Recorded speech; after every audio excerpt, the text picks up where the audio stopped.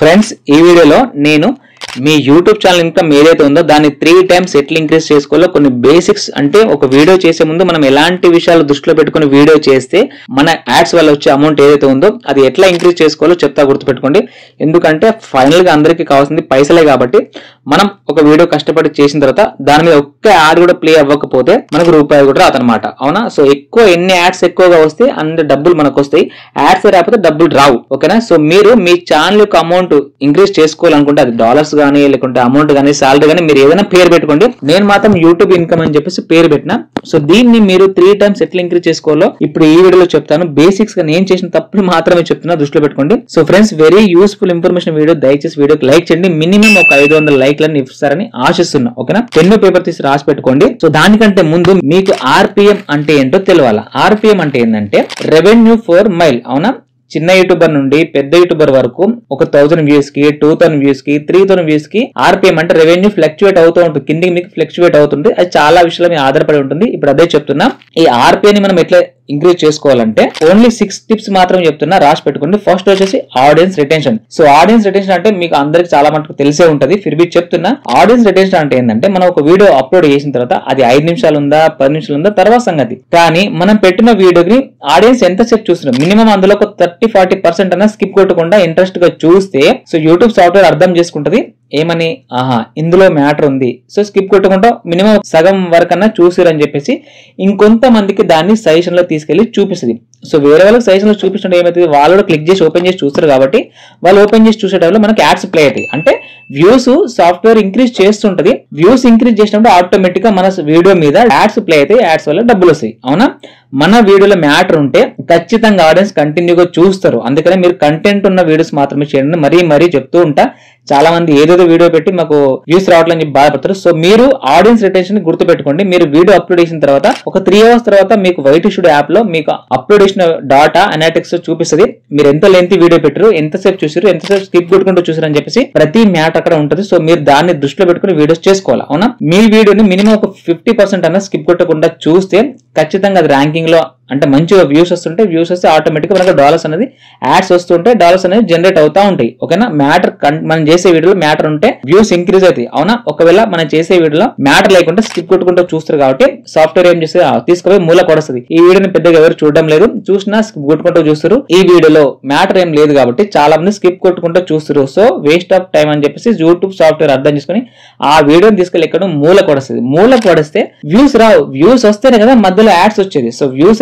మనకి యాడ్స్ ఎట్లా ప్లే అవుతాయి. సో కాబట్టి మనం చేసే వీడియోలో మ్యాటర్ ఎంత ఉంది, దాన్ని ఆడియన్స్ కి మనం ఎట్లా ఎక్స్ప్లెనేషన్ ఇవ్వాలి, వాళ్ళని ఎట్లా ఇంట్రెస్టింగ్ గా మన వీడియో చూసేటట్టు చేయాలని చెప్పేసి మీరు దాన్ని డాటా రెడీ చేసుకోవాలి. డాటా అంటే మీరు ఆలోచించుకొని చాలా జాగ్రత్తగా మంచి కంటెంట్ వీడియో తీసుకొని మన వీడియోస్ ని ఎక్కువగా చూసేటట్టుగా చేసుకోవాలా. ఎడిటింగ్ కూడా చాలా మంచిగా చేసి పెట్టాలి. అవునా? మినిమం ఒక 5 నిమిషాల వీడియో పెడితే అందులో సగం వరకన్నా వాళ్ళు జాగ్రత్తగా స్కిప్ కొట్టకుండా చూస్తే అది ఖచ్చితంగా వీడియో వెళ్ళిపోతుంది, మనకి యాడ్స్ వస్తాయి, పైసలు వస్తాయి. అట్లా కాకుండా కంటెంట్ లేని అంటే మ్యాటర్ లేని వీడియోస్ చేయడం వల్ల వేస్ట్ ఆఫ్ టైం. అవునా? సో మీరు ఆడియన్స్ రిటెన్షన్, మీరు పెట్టిన వీడియోస్ ని ఎంతమంది ఎంతసేపు చూస్తుర్రు, ఏ దేశం నుంచి, ఏ వయసు వాళ్ళు, ఎక్కడి నుంచి చూస్తారు కూడా అక్కడ డాటా మొత్తం ఉంటుంది వైట్ స్టూడియో యాప్ లో. సో మీరు ఆడియన్స్ రిటెన్షన్ గుర్తు పెట్టుకోండి. నెక్స్ట్ టైం ఈ వీడియోలో చేసిన తప్పు ఇంకో వీడియోలో చేయకపోతే మీ ఆడియన్స్ రిటెన్షన్ ఇంక్రీజ్ అయిందంటే మీకు రెవెన్యూ వస్తుంది అనమాట. ఓకేనా? సో సెకండ్ టిప్ వచ్చేసి add friendly content. Add friendly content అంటే ఏంటంటే మన వీడియో మీద ఎలాంటి హరాస్మెంట్ అంటే చిన్నపిల్లల్ని బాధ పెట్టినట్టు, జంతువుల్ని బాధ పెట్టినట్టు, రక్తం చూపించినట్టు, ఎవరినో కొట్టినట్టు, గొడవలు, అల్లర్లు, రాజకీయ నాయకులకు సంబంధించిన అల్లర్లు, గొడవలు ఇట్లాంటి ఏం పెట్టకూడదు. ఇట్లాంటి పెట్టడం వల్ల ఏమైందంటే యాడ్ ఫ్రెండ్లీ కంటెంట్ ఏమైతుందంటే కంపెనీ వాళ్ళు ఇట్లాంటి వీడియో మీద యాడ్స్ ప్లే చేయడానికి ఇష్టపడరు. అవునా? సో యాడ్స్ రానప్పుడు మనకు డబ్బులు రావు. కాబట్టి మనం యూట్యూబ్ గైడ్ లైన్స్ ఫాలో అవ్వకుంటూ ఎలాంటి వీడియోస్ చేస్తే మాత్రమే యాడ్స్ వస్తే తెలుసుకొని అట్లాంటి వీడియోస్ మాత్రమే చేయాలి. హేట్ఫుల్ స్పీచెస్ లేకుంటే అమ్మాయిల్ని, అబ్బాయిల్ని, చిన్నపిల్లల్ని హరాస్మెంట్ చేసినట్టు, జంతువుల్ని హరాస్మెంట్ చేసినట్టు. మొన్న ఎవరో అతను వీడియో పెట్టిండు ఏమని, ఫ్రెండ్స్ నెమలితోని కూర వండుకోవడం ఎట్లా అని చెప్పేసి ఒక నెమలి ఫోటో పెట్టి ఒక వీడియో పెట్టిండు. ఇమీడియట్ గా పోలీసులు అతన్ని పట్టేసుకున్నారు. ఎందుకంటే నెమలి అనేది మన జాతీయ జంతువు. అవునా? మన జాతీయ జంతువుని మనం జాగ్రత్తగా కాపాడుకోవాలి, కానీ దాన్ని వండుకొని తినడం ఏంటి, తప్పు కదా. సో కాబట్టి ఇది యాడ్ ఫ్రెండ్లీ కంటెంట్ కి అగెనిస్ట్ గా ఉంది కాబట్టి అతను పోలీసులు అరెస్ట్ చేశారు. దాన్ని మళ్ళీ వాళ్ళు అతని బ్లడ్ శాంపిల్ తీసుకొని ల్యాబ్ కూడా పంపించారు. ఇతను నిజంగా నెమలి కూర వండుకొని తినడా లేదని చెప్పేసి బ్లడ్ శాంపిల్ పంపించారు. ఒకవేళ రుజువు అయితే అతనికి జైలు పడుతుంది, ఫైన్ కూడా వేస్తారు. అవునా? సో కాబట్టి ఇట్లాంటివన్నీ యాడ్ ఫ్రెండ్లీ కంటెంట్ అనమాట. సో ఇట్లాంటి మన తప్పులు మనం చేయకూడదు. పబ్లిక్ మన వీడియోస్ చూస్తే వాళ్ళకు అయితే ఎంటర్టైన్మెంట్ అన్నా కావాలా, లేకుంటే వాళ్ళకు ఏదైనా మ్యాటర్ అన్నా తెలియని విషయం అన్నా తెలియాలా, లేకుంటే ఒక చూడని ప్రదేశం అన్నా చూపించాలా, వ్లాగ్స్ చేస్తారుగా వ్లాగ్స్ అన్నా ఉండాలా. సో ఇట్లాంటి వీడియోస్ చేస్తే మాత్రమే యాడ్ ఫ్రెండ్లీ కంటెంట్ మనకు ఛానల్ మీద సరే మన వీడియోస్ మీద యాడ్స్ ప్లే అవుతాయి కాబట్టి మనకు రెవెన్యూ వస్తుంది. ఓకేనా, యాడ్ ఫ్రెండ్లీ కంటెంట్ గుర్తుపెట్టుకొని చేసుకోండి. ఓకేనా, మన వీడియోలో ఎలాంటి హేట్ఫుల్ స్పీచెస్, గలీజ్ మాటలు, గలీజ్ పనులు, చిన్నపిల్ల హరాస్మెంట్ ఇట్లాంటివి ఏమి ఉండదు. ముఖ్యంగా బ్లడ్ చూపించి కూడా కొందరు వీడియో చేస్తుంటారు, కోడిని కోసుకుంటా రక్తం కోసుకుంటా, అట్లాంటివి కూడా చూపేద్దు. కాబట్టి మన వీడియో ఎవరైనా చూస్తే ఇష్టపడాలి కానీ చూసి భయపడకూడదు. సో దాన్ని యాడ్ ఫ్రెండ్లీ కంటెంట్ అంటారు. అవునా. సో థర్డ్ వచ్చేసి స్టిక్ ఆన్ నిచ్, అంటే ఒకటే కేటగిరీ ఏదైతే మీరు కేటగిరీ వీడియోస్ చేస్తున్నారో మీరు ఒకటి ఎంచుకుంటారా, వ్లాగ్సా, ప్రాంక్సా, ఎక్స్పెరిమెంట్సా, ఏదైనా ఒకటి కేటగిరీ ఎంచుకుంటారు కాబట్టి ఆ కేటగిరీ మీద మాత్రమే మీరు స్టిక్ అయి ఉండాలా. ఓకేనా. సో ఇప్పుడు ప్రాంక్ చేసి తర్వాత వ్లాగ్ చేసి తర్వాత ఎక్స్పెరిమెంట్ చేసి తర్వాత ఇంకేదో కుకింగ్ చేసి ఇంకేదో చేసుకుంటా ఉంటే సో మిక్స్డ్ కంటెంట్ అయిపోతుంది. కాబట్టి మీరు ఎంచుకున్న కేటగిరీ మీద స్టిక్ అయి ఉండి ఆ కేటగిరీకి సంబంధించిన వీడియోస్ మాత్రమే చేయాలి. మిక్స్డ్ కంటెంట్ వీడియోస్ చేస్తే మీకు రెవెన్యూ కూడా వచ్చే అవకాశాలు చాలా తక్కువ. ఓకేనా.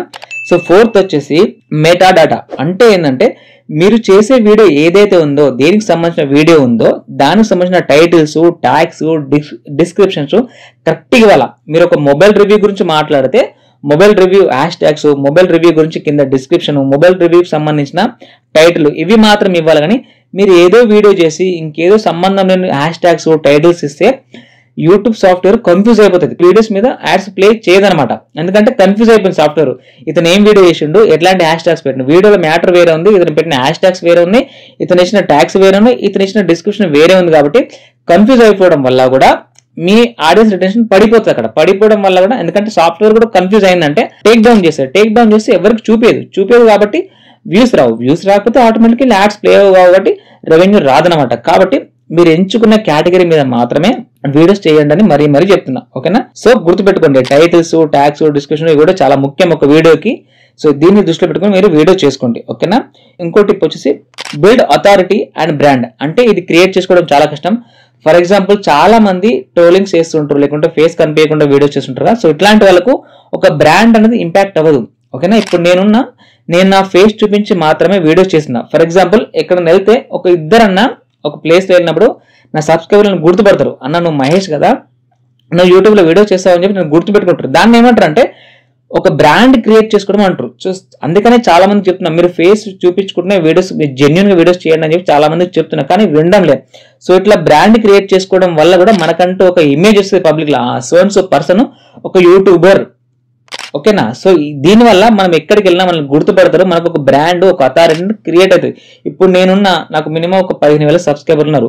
1,00,000 సబ్స్క్రైబర్లు ఉన్న వ్యక్తి నాకు కనబడితే నేను సంతోషపడతా, అన్నా నువ్వు సో అండ్ సో యూట్యూబ్ లో వీడియోస్ చేస్తావు అని చెప్పేసి నేను వాళ్ళతో మాట్లాడకుండా షేక్ హ్యాండ్ ఇచ్చి మాట్లాడి వాళ్ళని ఇష్టపడతా, వాళ్ళతో ఒక సెల్ఫీ తీసుకుంటాను అనమాట. సో ఇక్కడ ఏమైతే ఒక బ్రాండ్ క్రియేట్ అవుతుంది. మీరు మీ ఛానల్ మీద ఒక బ్రాండ్ క్రియేట్ చేసుకుంటే యూట్యూబ్ లో మీకు ఇంకా మంచి గ్రోత్ ఉంటుంది. ఎందుకంటే ఫేస్ చూపించి వీడియోస్ చేయడం వల్ల కూడా పబ్లిక్ చాలా మంది ఇష్టపడతారు. ఫర్ ఎగ్జాంపుల్ తెలుగులో మై విలేజ్ షో టీం ఉంది, గంగవ్వ ఉంది, అనిల్ జిల్లా వ్లాగ్స్, శ్రీకాంత్ అన్న, వీళ్ళందరూ ఉన్నారు.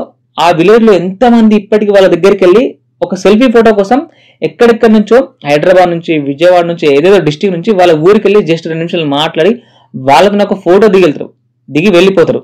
వాళ్ళు ఏమైనా దేవుళ్ళ కాదు కదా, వాళ్ళు బ్రాండ్ క్రియేట్ చేసుకున్నారు. అట్లాంటి వీడియోస్ చేసుకుంటూ ఫేస్ చూపించుకుంటూ వీడియోస్ చేశారు కాబట్టి గుర్తుపడుతారు, అరే ఈమె గంగవ్వ, ఈమె అనిల్ అన్న, ఇతను శ్రీకాంత్ అన్న, వీళ్ళు యూట్యూబ్ లో వీళ్ళకి చాలా పెద్ద సబ్స్క్రైబర్ ఉన్నారు, వీళ్ళు మంచి వీడియోస్ చేశారు అని చెప్పేసి వాళ్ళు ఒక బ్రాండ్ క్రియేట్ చేసుకున్నారు. సో మీరు కూడా ఒక బ్రాండ్ క్రియేట్ చేసుకుంటే తప్పేం లేదు. మంచి వీడియోస్ చేసేటప్పుడు ఫేస్ చూపించుకుంటూ చేయడం వల్ల మీకు చాలా ఇంక్రీజ్ అవుతాయి అన్నమాట. అమౌంట్ ఇంక్రీజ్ అవడం వల్ల ఇంకోటి గుర్తుపెట్టుకోండి, మీరు ఎప్పుడైతే ఫేస్ చూపించుకుంటూ వీడియోస్ చేస్తారో యాడ్ ఫ్రెండ్లీ కంటెంట్ మీకు పాజిటివ్ గా ఉంటుంది, ఎక్కువ యాడ్స్ మీ వీడియోస్ మీద ప్లే చేసే అవకాశం ఉంది. ఫర్ ఎగ్జాంపుల్ మీరు వ్లాగ్స్ చేసుకోండి, వ్లాగ్ చేయడం వల్ల ప్రతి వీడియోలో మీరు మీ ఫేస్ చూపించుకుంటూ వీడియో చేస్తారు కాబట్టి ఇట్లాంటి వీడియోస్ మీద యూట్యూబ్ వాళ్ళు ఎక్కువ యాడ్స్ ప్లే చేస్తారు. ఎక్కువ యాడ్స్ ప్లే చేయడం వల్ల రెవెన్యూ చాలా ఎక్కువ వస్తుంది. మీరు చూసుకోండి, తెలుగులో అనిల్ జిల్లా వ్లాగ్స్ అని, లేకుంటే స్మార్ట్ శివ వినోద్ వ్లాగ్స్ అని చాలా వీడియోస్ ఉంటాయి. వాళ్ళు చూసుకోండి, వాళ్ళు చిన్న యూట్యూబర్లు అయినా కానీ రెవెన్యూ గట్టి సంపాదిస్తారు. ఎందుకంటే వాళ్ళకు బ్రాండ్ క్రియేట్ చేసుకోరు. సో ఫేస్ చూపించుకుంటే వీడియోస్ చేసే వాళ్ళకి రెవెన్యూ గట్టిగా వస్తుంది. ఇది మాత్రం గుర్తుపెట్టుకోండి. ఓకేనా. ఇప్పుడు ఆల్మోస్ట్ ఒక 5 టిప్స్ చెప్పిన, ఈ 5 టిప్స్ మీరు దృష్టిలో పెట్టుకొని వీడియో చేస్తే ఖచ్చితంగా మీ యూట్యూబ్ ఛానల్ ఇన్కమ్ 3 టైమ్స్ కాకపోయినా 4 టైమ్స్, అది ఎన్ని టైమ్స్ అయినా కానీ ఖచ్చితంగా గతంతో పోల్చుకుంటే ఖచ్చితంగా మీ రెవెన్యూ ఇంక్రీజ్ అయ్యే అవకాశం ఉంది. అందుకోసమే నేను కూడా స్టార్టింగ్ లో ఫేస్ లేకుండా చేసినా కానీ తర్వాత అర్థం చేసుకుని ఫేస్ చూపించుకుంటూ వీడియోస్ చేయడం మొదలు పెట్టిన. సో కొద్ది గొప్ప నన్ను కూడా చాలా మంది బయటకు వెళ్తే గుర్తుపడతారు. అంటే ఇక్కడ మ్యాటర్ ఏంటంటే నన్ను గుర్తుపడడం, నాతో సెల్ఫీ తీయడం ముఖ్యం కాదు. మనం ఫేస్ చూపించుకుంటూ వీడియోస్ చేస్తే యాడ్ ఫ్రెండ్లీ కంటెంట్ అనేది మనకు పాజిటివ్ గా ఉంటుంది కాబట్టి మనకు ఎక్కువ యాడ్స్ వస్తాయి ఆబ్వియస్లీ డబ్బులు ఎక్కువ వస్తాయి. ఓకేనా? సో ఫ్రెండ్స్, ఇది మరి వీడియో చాలా కష్టపడి రీసెర్చ్ చేసి మరి రాసుకుంటూ చెప్పిన మీకు. సో మీరు కూడా ఇవి రాసి పెట్టుకొని తప్పులు చేయకుండా ఉండి మీ ఛానల్ అమౌంట్ కూడా ఇంక్రీజ్ చేసుకొని మీరు కూడా హ్యాపీగా ఉండాలని చెప్పేసి వీడియో చేయడం జరిగింది. సో ఫ్రెండ్స్, ప్లీజ్ దయచేసి వీడియోకి మినిమం ఒక 500 లైక్లు ఇవ్వండి. వీడియోలో తప్పుగా మాట్లాడితే సారీ క్షమించండి. నెక్స్ట్ టైం మళ్ళీ ఇంకో వీడియో మీతో కలుసుకుంటాం ఫ్రెండ్స్.